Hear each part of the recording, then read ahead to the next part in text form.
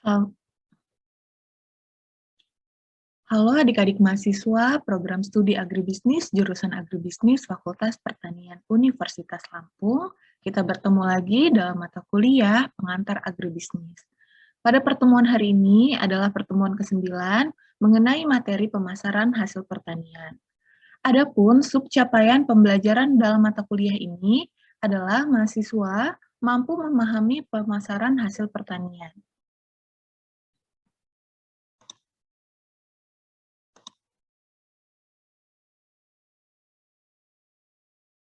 Dalam sistem agribisnis itu terdapat 5 subsistem, di mana subsistem pertama yaitu ada subsistem input dan sarana produksi. Subsistem kedua yaitu ada subsistem budidaya, subsistem ketiga itu ada subsistem pengolahan, yang keempat subsistem pemasaran, dan yang kelima ada subsistem lembaga penunjang. Untuk pertemuan hari ini kita akan lebih membahas secara detail mengenai apa yang dimaksud dengan subsistem pemasaran.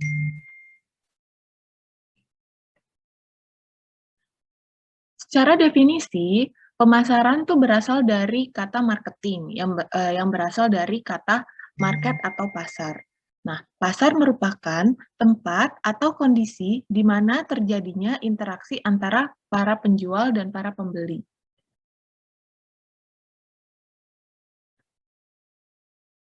Pengertian pemasaran, menurut American Marketing Association pada tahun 2004, pemasaran adalah proses penciptaan, pengkomunikasian, dan penyampaian nilai kepada pelanggan untuk mengelola hubungan baik dengan pelanggan dengan cara yang menguntungkan baik bagi perusahaan maupun pelanggan. Sedangkan menurut Philip Kotler, pemasaran adalah kegiatan yang diarahkan untuk memenuhi kebutuhan dan keinginan manusia melalui proses pertukaran. Pemasaran pertanian menurut Hashim 2012 adalah kegiatan menyalurkan produk-produk pertanian atau sarana produksi pertanian dari titik produksi sampai ke titik konsumsi, disertai penciptaan kegunaan waktu, tempat, bentuk, dan pengalihan hak milik oleh lembaga-lembaga pemasaran yang melakukan satu atau lebih dari fungsi-fungsi pemasaran. Nah, jadi kalau dapat kita simpulkan bahwa pemasaran itu merupakan suatu kegiatan produktif karena menciptakan kegunaan atau utility, yaitu proses menciptakan atau menambah nilai guna dari barang dan jasa yang akan kita salurkan. Nah, adapun 4 kegunaan pemasaran, yang pertama itu adalah form utility. Yang kedua, dia ada place utility, dan yang ketiga ada time utility, dan yang keempat procession utility.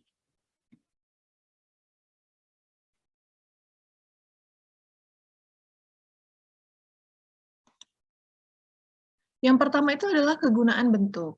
Nah, kegunaan bentuk itu merupakan kegiatan meningkatkan barang dengan cara merubah bentuknya menjadi barang yang secara umum lebih bermanfaat. Nah, jadi tadinya misalnya dari kita contohnya ambil dari singkong. Nah, dari singkong itu kita bisa olah menjadi keripik singkong. Jadi artinya dia ada perubahan bentuk dari barang yang sebelumnya menjadi barang yang lebih bermanfaat. Nah, yang kedua itu ada kegunaan tempat. Kegiatan ini merupakan kegiatan merubah nilai suatu barang menjadi lebih berguna karena terjadi proses pemindahan dari suatu tempat ke tempat lain.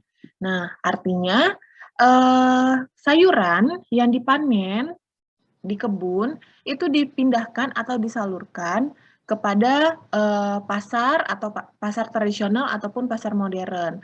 Hal ini tentunya lebih berguna dan lebih mendekatkan dengan konsumennya.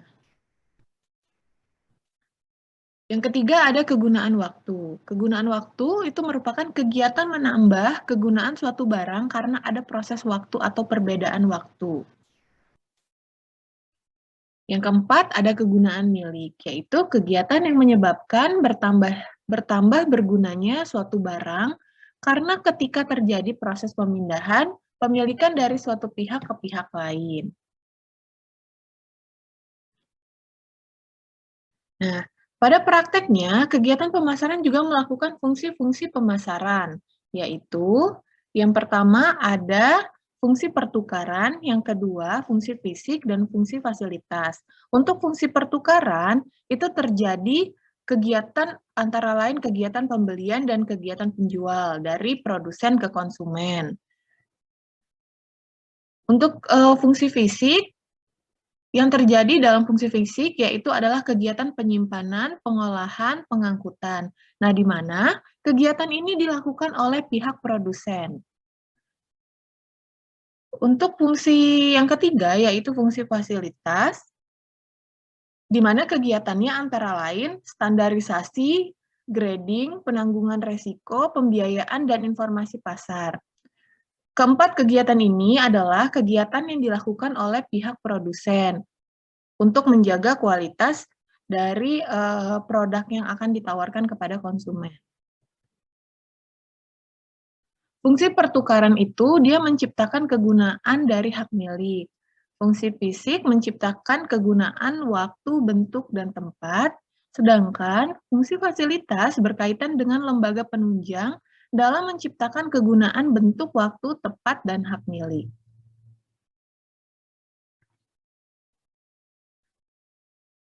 Saluran pemasaran. Saluran pemasaran adalah rute yang dilalui oleh produk pertanian ketika produk bergerak dari farm gate, yaitu petani, produsen ke pengguna atau pemakai akhir. Saluran pemasaran itu mengatasi kesenjangan waktu, tempat, dan kepemilikan yang memisahkan produk dari produsen ke penggunanya. Fungsi saluran pemasaran menurut Kotler adalah informasi, promosi, negosiasi, pemesanan, pembayaran, pemindahan hak, pemilikan fisik, pembiayaan, dan penanggungan resiko. Nah, ini ada contoh saluran pemasaran produk primer. Kita ambil contohnya adalah produk hasil dari subsistem usaha tani, yaitu ubi jalar, yang langsung dibeli setelah panen tanpa melalui proses pengolahan. Nah, jadi di dalam slide ini dicontohkan sebagai produk yang langsung dijual adalah salah satu hasil pertanian subsektor tanaman pangan, yaitu dari ubi jalar. Nah, di mana saluran pemasarannya meliputi produsen atau petani, itu langsung dijual ke pedagang pengumpul di tingkat desa, terus dari pedagang pengumpul itu dijual kembali ke pasar, dari pasar dijual kepada konsumen di tingkat rumah tangga. Nah, konsumen ini merupakan konsumen akhir yang membeli produk ubi jalar tadi gitu. Jadi dalam dari konsumen ini tidak menjual kembali gitu, produknya. Oke, nah dilihat untuk contoh berikutnya, untuk contoh saluran pemasaran produk olahan, yaitu produk hasil subsistem pengolahan. Nah, produk ini menggunakan bahan baku hasil dari pertanian atau subsistem usaha tani untuk kemudian mengalami proses pengolahan, baru dijual. Nah, dalam slide ini dicontohkan adalah produk sari roti. Saluran pemasaran produk sari roti salah satunya dengan melakukan penjualan kepada agen distributor menggunakan sistem order, kemudian dijual kepada pedagang pengencer, lalu sampai ke konsumen. Nah, untuk pedagang sari roti, untuk agen, sari roti melakukan persediaan produk dengan sistem pengembalian, yang berarti jika ada produk yang tidak dijual atau sudah kadaluarsa, sepenuhnya menjadi tanggung jawab perusahaan dan tidak lepas. Nah, pelaku-pelaku yang terlibat dalam proses mengantarkan barang dari produsen untuk sampai ke tangan konsumen itu disebut dengan namanya lembaga pemasaran. Nah, jadi kalau dari produk sari roti, itu dia dari produsen ke agen, ke pedagang pengencer, baru sampai ke konsumen rumah tangga atau konsumen akhirnya. Nah, lembaga pemasaran adalah badan usaha atau individu yang menyelenggarakan aktivitas pemasaran, menyalurkan jalan dan produk pertanian kepada konsumen akhir, serta memiliki jejaring dan koneksitas dengan badan usaha atau individu lainnya. Peran dari lembaga pemasaran ini adalah melakukan fungsi-fungsi pemasaran serta memenuhi kebutuhan dan keinginan. Oke, ada 3 kelompok pemasaran pertanian. Yang pertama, itu adalah lembaga pemasaran yang bukan pemilik namun mempunyai kuasa atas produk. Di antaranya, perantara, makelar, atau broker, dan commission agen. Nah, broker itu merupakan pedagang perantara yang tidak secara aktif berpartisipasi dalam melakukan fungsi pemasaran. Nah, mereka itu hanya berperan menghubungkan pihak-pihak yang akan bertransaksi. Nah, bila transaksi berhasil dilaksanakan, broker itu akan memperoleh komisi atas jasa mereka.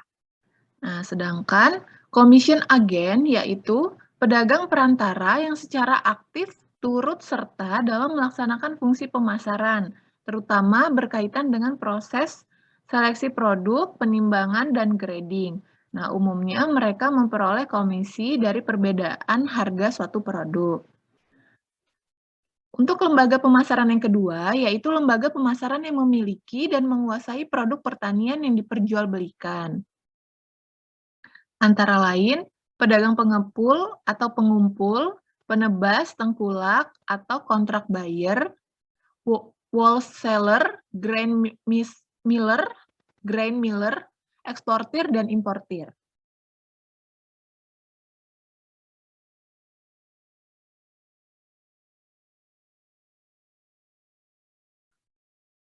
Mereka umumnya menaksir total nilai produk pertanian dengan cara menaksir jumlah hasil panen yang dikalikan dengan harga yang diterapkan pada saat panen. Nah, jadi dalam praktek pertaniannya, bila kontrak buyer itu adalah seseorang penebas atau ijon, maka setelah ada kesepakatan harga, mereka akan bertanggung jawab memelihara tanaman sampai dengan panen selesai dilakukan. Nah, bila panen dibayar oleh penebas, sorry,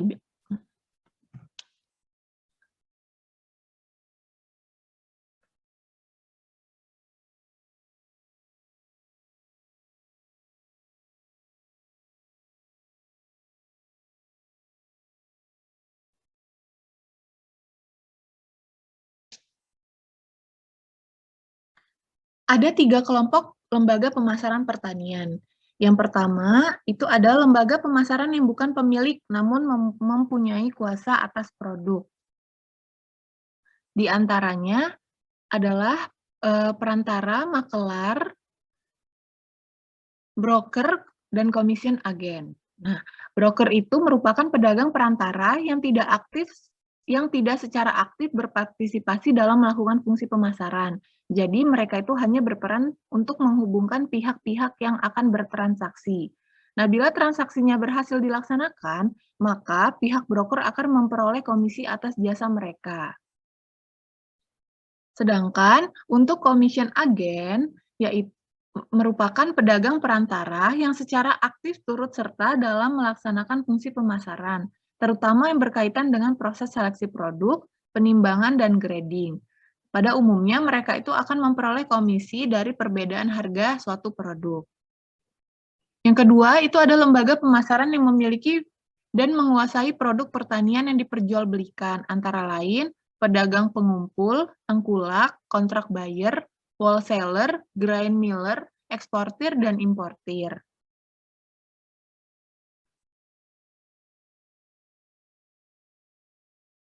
Dalam praktek pertanian, bila kontrak buyer itu adalah penebas atau ijon, maka setelah ada kesepakatan harga, mereka akan bertanggung jawab untuk memelihara tanaman sampai dengan panen selesai dilakukan. Nah, biaya panen itu dibayar oleh pihak penebas. Nah, untuk grain miller itu adalah pedagang atau lembaga pemasaran yang memiliki gudang penyimpanan produk pertanian.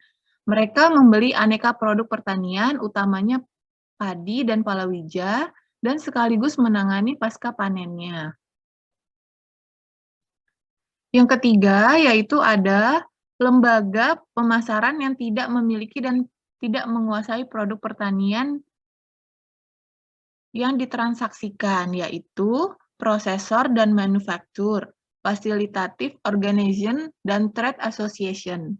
Nah, sebagai contoh, lembaga-lembaga ini sangat berperan dalam proses tata niaga agroproduk sebab keberadaannya menjadi jaminan pasar bagi produk pertanian.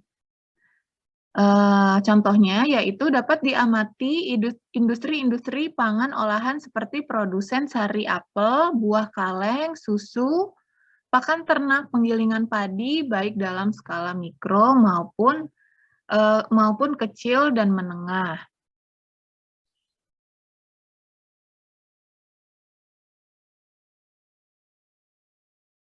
Seperti pabrik gula, pabrik kelapa sawit, dan sebagainya. Yang dimaksud dengan fasilitatif organization yaitu adalah salah satu bentuk organisasi fasilitatif yang dikenal di Indonesia adalah pasar lelang ikan, subterminal agribisnis walaupun belum sepenuhnya berjalan dengan baik, yaitu sudah menawarkan alternatif transaksi berbagai produk pertanian melalui proses lelang. Nah, untuk yang terakhir itu ada trade association, yaitu adalah asosiasi perdagangan agroproduk yang terutama untuk bertujuan mengumpulkan, mengevaluasi, dan memberikan informasi kepada para anggotanya. Contohnya, itu adalah asosiasi dagang semacam AEKI atau Asosiasi Ekspor Kopi Indonesia dan ICO, International Coffee Agreement. Nah, jadi terdapat 6 subsektor dalam sektor pertanian yang memiliki saluran pemasaran berbeda-beda, termasuk lembaga pemasaran yang terlibat di dalamnya.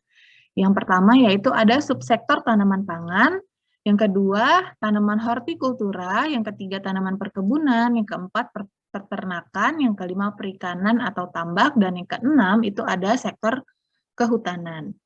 Nah, untuk yang pertama, pemasaran subsektor tanaman pangan, ini ada jurnalnya. Nah, jadi dari bahan bacaan jurnal dapat disimpulkan bahwa pemasaran padi sawah di Sukanagara Ciamis. Itu saluran pemasarannya dari petani produsen ke pedagang pengumpul, pedagang besar, pedagang pengecer, baru sampai ke konsumen akhir. Nah, konsumen akhir ini adalah orang yang membeli beras untuk dikonsumsi atau dijual lagi setelah diolah. Untuk subsektor yang kedua, yaitu ada pemasaran subsektor tanaman hortikultura. Di bab ini akan dibahas mengenai bawang merah. Nah, pemasaran yang diambil yaitu adalah pemasaran bawang merah di Kabupaten Tanggamus, di mana saluran pemasarannya itu dari petani produsen ke pedagang pengumpul, pedagang pengecer, dan ke konsumen akhir. Nah, petani produsen itu dikatakan sebagai orang yang melakukan kegiatan memproduksi bawang merah. Sedangkan pedagang pengumpul dikatakan sebagai orang yang membeli produk dari petani produsen untuk dijual kembali. Artinya dalam pedagang pengumpul ini melakukan proses pengangkutan. Nah, untuk pedagang pengecer atau saluran yang ketiga yaitu adalah orang yang membeli bawang merah dari pedagang pengumpul lalu dijual ke konsumen. Nah, dalam pedagang pengecer ini dia melakukan kegiatan pengangkutan juga. Dan yang terakhir atau saluran terakhir yaitu adalah konsumen akhir, di mana konsumen akhir ini merupakan orang yang membeli bawang merah untuk dikonsumsi atau dijual lagi setelah diolah.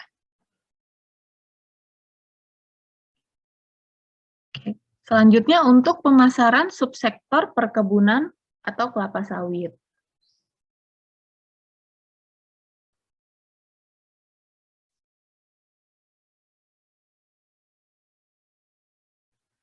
Saluran pemasaran ini didapatkan dari hasil penelitian dengan link yang telah disampaikan sebelumnya.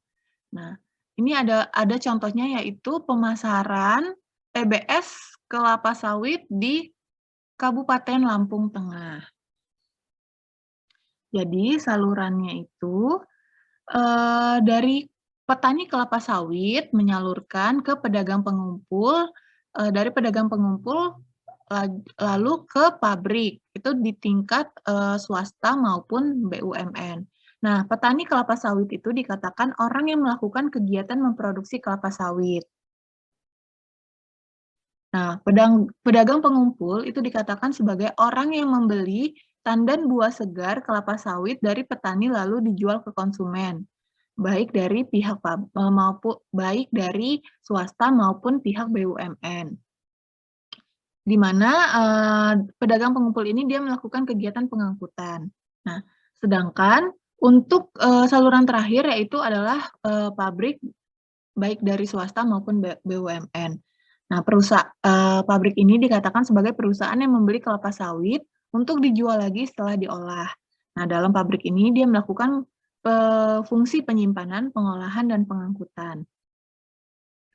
Namun di lapangan, pemasaran untuk, tandan buah segar kelapa sawit ini tidak sampai hanya berhenti, di tingkat pabrik saja. Nah, kelapa sawit yang masuk ke pabrik itu akan mengalami proses pengolahan lebih lanjut dan kemudian produk yang dihasilkan akan dipasarkan atau dijual kembali, sehingga proses pemasaran itu berlanjut sampai kepada konsumen akhir yang tidak melakukan penjualan kembali terhadap produk olahan dari kelapa sawit tersebut. Oke, untuk subsektor selanjutnya ada subsektor, peternakan. Nah, ini ada contoh kasusnya yaitu pemasaran sapi di Kabupaten Dompu, Mataram.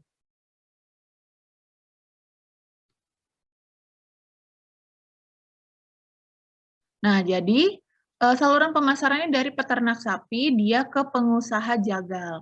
Nah, peternak sapi itu adalah orang yang melakukan kegiatan penggemukan sapi. Nah, sedangkan pengusaha jagal itu adalah orang yang mencari informasi, kemudian membeli sapi langsung ke peternak. Nah, pengusaha jagal ini dia melakukan kegiatan pengangkutan dan pengolahan. Nah, untuk saluran pemasaran komoditi sapi, berdasarkan hasil penelitian yang dilakukan dengan menggunakan sistem pemasaran langsung, yaitu langsung ke pengusaha jagal. Namun, pemasaran tidak serta-merta berhenti di sini. Pengusaha jagal akan melakukan pengolahan sehingga menghasilkan produk turunan sapi seperti daging sapi, tulang sapi, kulit sapi, dan lain-lain. Di mana nantinya produk ini akan dijual oleh pengusaha jagal, bisa langsung ke konsumen akhir yang langsung mengkonsumsinya, atau juga bisa ke pabrik pengolahan yang lebih besar untuk diolah menjadi daging sapi beku, contohnya. Atau dapat juga dibeli oleh industri rumah tangga. Maksud saya oleh industri rumah makan seperti restoran untuk diolah atau dimasak baru dijual menjadi produk olahan sapi yang siap saji yang dibeli oleh konsumen akhir. Oke, selanjutnya ada subsektor perikanan. Nah, contoh kasusnya itu adalah pemasaran ikan patin di Kabupaten Lampung Tengah. Saluran pemasarannya itu dari pembudidaya ikan patin atau orang yang melakukan kegiatan membudidaya ikan patin ke pedagang agen, yaitu orang yang membeli produk ikan dan pembudidaya untuk dijual ke pedagang pengecer. Dalam hal ini melakukan kegiatan pengangkutan, lanjut ke pedagang pengecer, yaitu orang yang membeli produk ikan dari pedagang agen untuk dijual ke konsumen, sampai dengan ke konsumen akhir. Artinya, orang yang membeli ikan patin untuk dikonsumsi atau dijual lagi setelah diolah.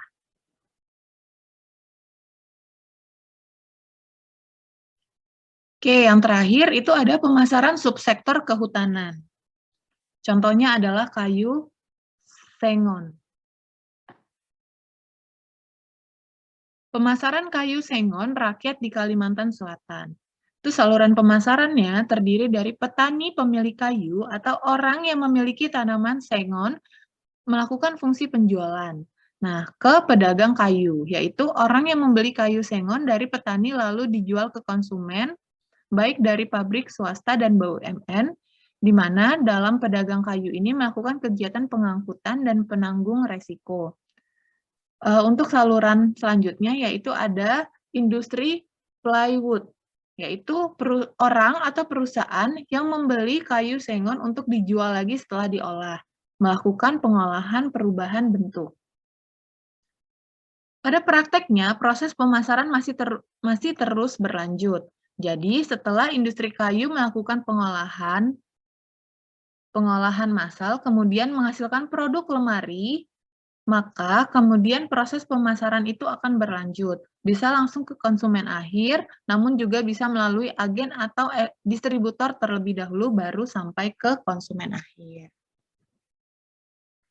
Baiklah adik-adik, sekian video pembelajaran untuk pertemuan ke-9 yaitu tentang pemasaran hasil pertanian. Sampai jumpa lagi dalam video video pembelajaran berikutnya. Terima kasih, saya akhiri.